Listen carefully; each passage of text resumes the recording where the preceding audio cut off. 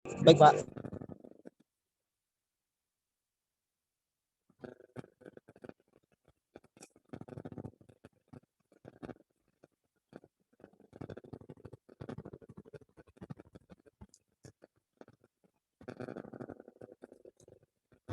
Oke, saya sengaja matikan dulu kameranya, takutnya gangguan lagi. Nanti saya coba share screen.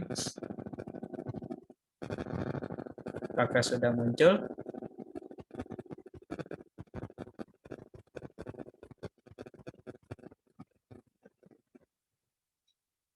Apakah sudah terlihat? Sudah, Pak. Sudah, Pak. Sudah, Pak. Oke, kita mulai. Nanti tolong kalau memang suaranya terputus, disampaikan atau diberikan informasi ke saya agar saya ulang nanti ya.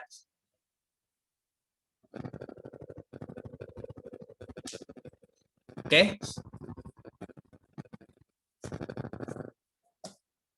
Halo. Ya, Pak. Iya, Pak.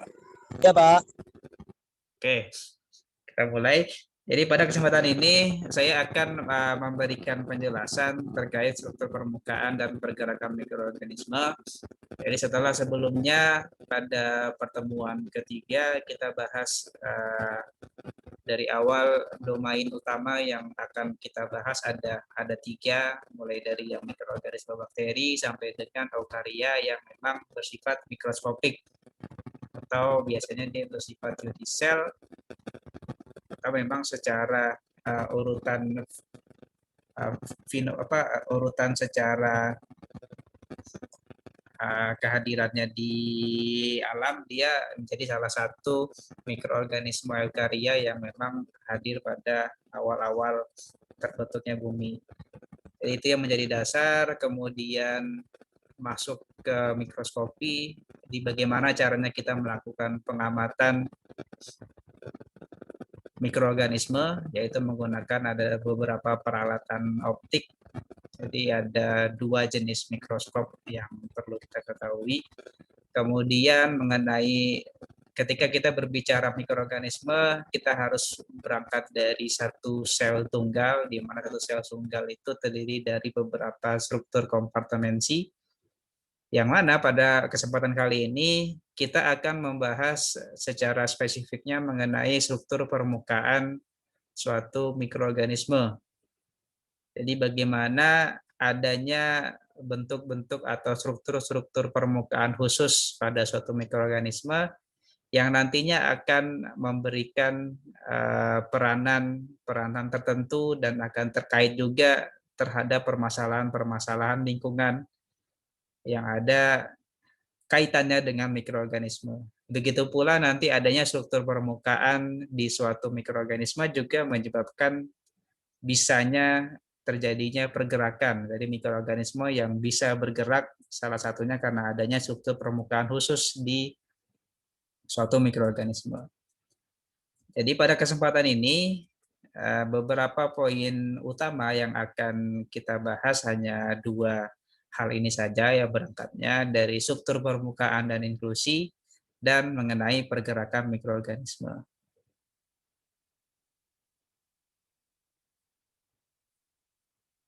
Jadi struktur permukaan sel mikroorganisme sendiri, yang pertama itu permukaan sel mikroorganisme, dia dapat membentuk struktur yang terikat ataupun yang menonjol keluar dari permukaan sel. Yang ini disebut dengan inklusi. Jadi inklusi itu suatu struktur yang ada di permukaan sel mikroorganisme, bisa yang dia dalam bentuk terikat dengan membran atau dinding selnya, atau memang dalam bentuk suatu bentuk struktur penonjolan dari permukaan sel tadi. Di mana nantinya pada prokariot dia bisa membentuk struktur yang terikat ataupun menonjol tadi dalam bentuk dalam tiga bentuk. Jadi bisa dalam bentuk lapisan es, bisa membentuk kapsul, atau bisa membentuk suatu lapisan lendir. Jadi ini 3 bentuk struktur pada prokariot, ada struktur inklusi pada prokariot. Kemudian ada struktur khusus lain yang berupa filamin pendek yang dia tersusun atas protein dan dia menonjol di permukaan sel yang dinamakan pili dan fimbri. Di mana contoh dari fimbri bisa dilihat pada gambar flagella di sini. Di sini gambarnya kita dapatkan dari pengambilan citra menggunakan mikrograf elektron, di mana di sini terlihat ada Salmonella typhi yang melakukan pembelahan. Di sini terlihat flagellanya yang dia berbentuk lebih panjang di sini. Kemudian fimbrinya yang lebih pendek dia. Jadi seperti yang di sini dia lebih pendek fimbrinya. Dan ini perkiraan satu sel tunggalnya dengan lebarnya sekitar 0,9 mikrometer persegi ini ya.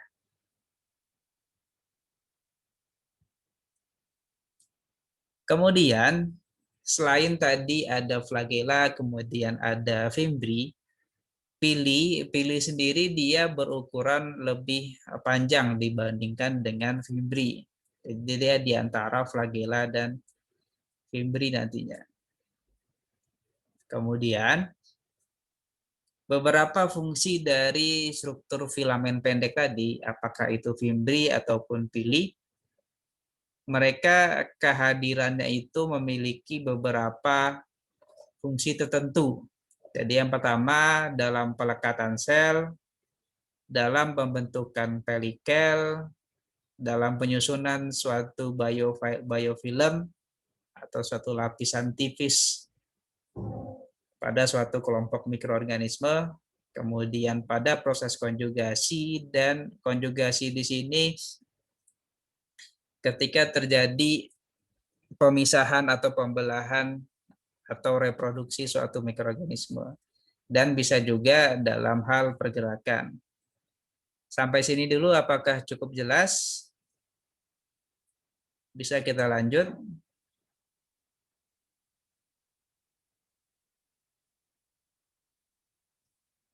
Halo?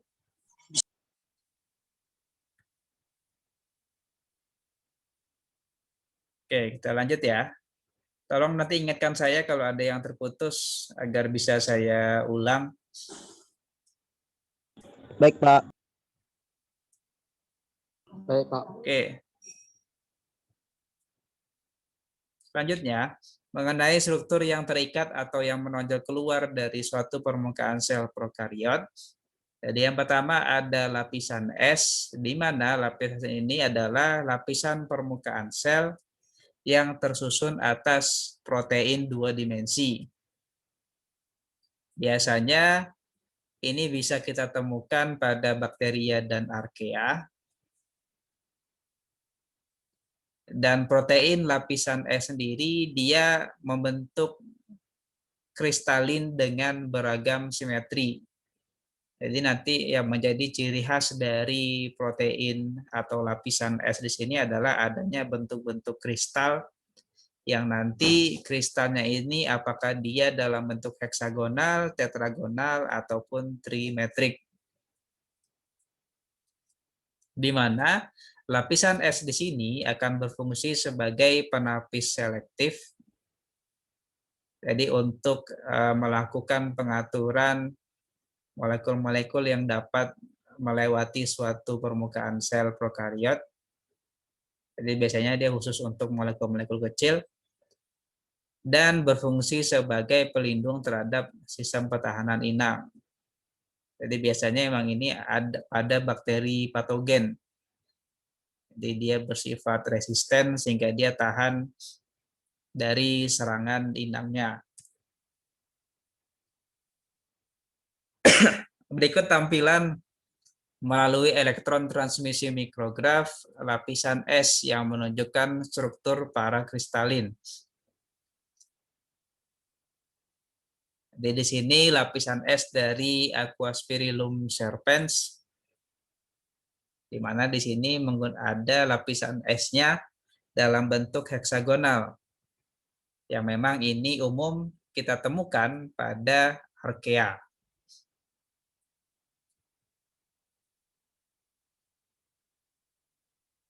Kemudian bentuk selanjutnya atau struktur selanjutnya adalah kapsul atau lapisan lendir, di mana merupakan suatu struktur yang tersusun atas polisakarida ataupun protein sebagai hasil dari sekresi oleh organisme prokariot.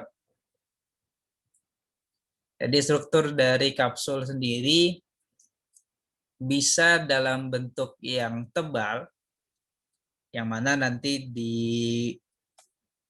dikategorikan sebagai kapsul. Bisa juga strukturnya itu mudah berubah serta sulit untuk dilihat, yang nantinya ini yang dimasukkan sebagai lapisan lendir.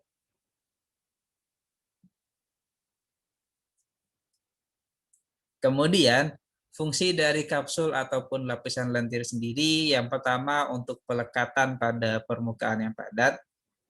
Jadi biasanya sekelompok populasi mikroorganisme, satu jenis mikroorganisme, dia bisa berkelompok membentuk lapisan-lapisan lendir sehingga dia bisa melekat pada suatu permukaan padat. Jadi misal contoh yang paling sederhananya di suatu saluran misalnya atau suatu pipa, suatu perpipaan.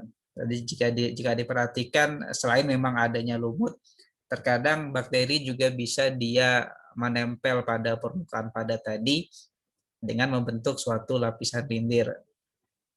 Jadi disitulah bisa menjadi salah satu penyebab adanya atau masuknya mikroorganisme patogen juga dari sini, karena selain dari suatu jenis mikroorganisme bisa jadi ada mikroorganisme tertentu yang memang bersifat patogen yang bisa terbawa. Ini contohnya mungkin nanti aplikasinya bisa untuk di pipa PDAM juga dia jatuhnya. Kemudian selain untuk pelekatan, dia juga untuk pengikatan spesifik pada permukaan sel inang. Jadi ini contohnya untuk di bakteri patogen. Contohnya ketika dia bisa melekat pada sel-sel di usus misalnya. Jadi dia melekat pada sel usus, melakukan beberapa reaksi yang bisa menyebabkan iritasi misalnya pada sel-sel tadi. Pelekatannya ini dia menggunakan kapsul atau lapisan lendir. Kemudian fungsi yang berikutnya adalah membentuk lapisan sel yang tebal atau biofilm. Dan yang terakhir untuk melindungi sel dari kekeringan. Jadi ketika berada dalam kondisi yang ekstrim, maka dia dimanfaatkan untuk menjaga ketersediaan air yang ada di dalam selnya tadi, agar tidak mudah untuk mengalami pengeluaran. Contoh dari kapsul bakteri di sini yang bagian A di sini, bagian yang pertama yang paling atas, ini kapsul dari Acinetobacter. Yang area bercahaya di sini yang mengelilingi sel yang nanti diperlihatkan sebagai bentuk kapsulnya. Sedangkan di bagian B di sini Rhodobacter capsulatus yang diberikan panah di sini yang kita lihat sebagai kapsulnya. Sedangkan yang terakhir Rhizobium trifoli menggunakan pewarnaan untuk menunjukkan kapsulnya. Di sini ada penjelasan dari tulisan di sini, panah di sini juga. Jadi terlihat memang masing-masing akan memiliki bentuk atau ketebalan kapsul yang berbeda-beda juga. Kemudian yang berikutnya ada inklusi atau granul, yaitu suatu struktur yang berfungsi sebagai cadangan energi atau reservoir untuk unit pembangunan, di mana nantinya inklusi seluler terbungkus oleh lapisan lipid yang akan memisahkannya dengan sitoplasma. Struktur atau tubuhnya biasanya terdiri dari PHB atau asam polibeta hidroksibuktirat, ada glikogen, polifosfat, sampai dengan magnetosom. Kemudian ada fisik setelah granul tadi, setelah granul kemudian ada vesicle gas, dia sejumlah prokariot. Jadi beberapa prokariot khususnya yang berada di perairan di mana dia hidupnya terapung, dia bisa memanfaatkan vesicle gas untuk bisa apakah dia tenggelam ataupun naik ke permukaan. Jadi pengaturan gas di dalam vesicle gas tadi menyebabkan dia bisa naik ke atas ataupun ke bawah permukaan perairan. Biasanya di sini berbentuk gelondongan, suatu bentuk impermeable terhadap air, kecuali gas, jadi gasnya itu bisa diatur di dalamnya, bisa diisi.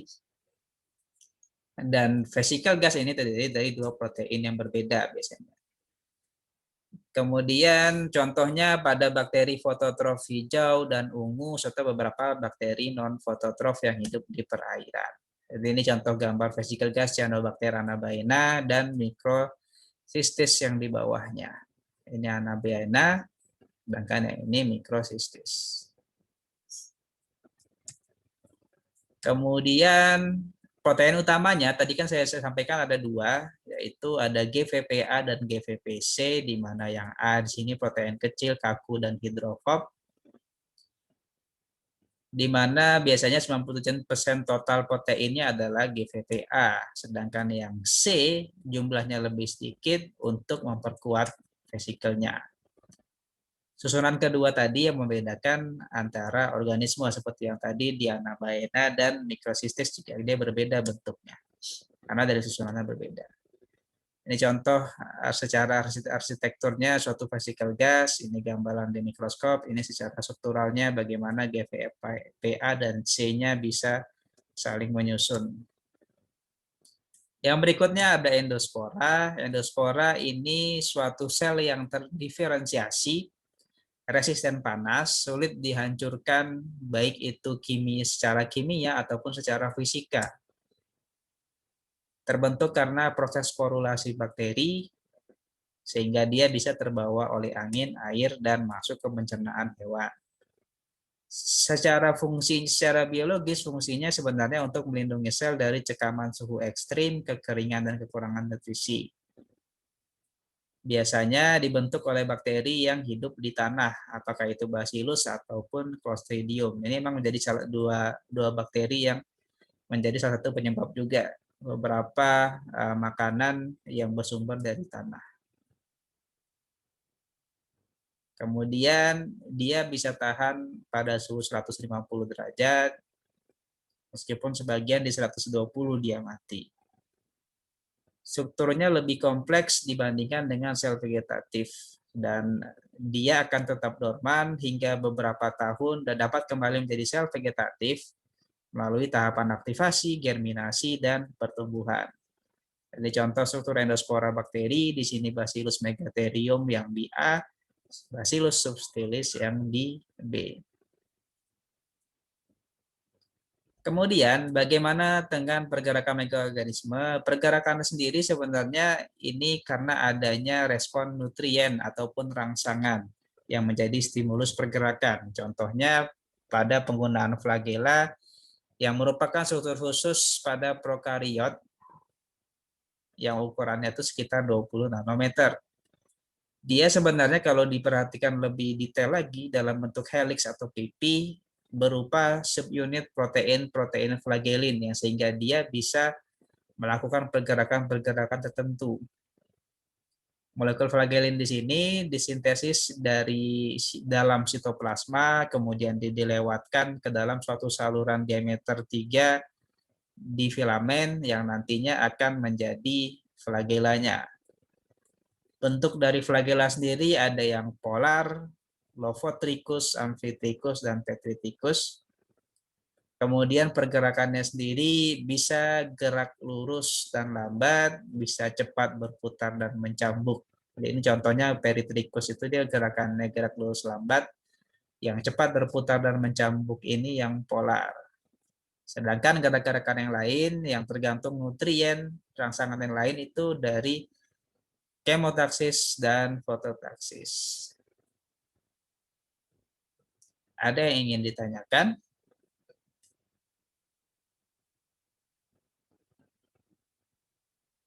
Kalau sudah cukup jelas, Tidak ada, Pak. saya ada pertanyaan, bisa disimpan 2 pertanyaan ini untuk nanti dijawab.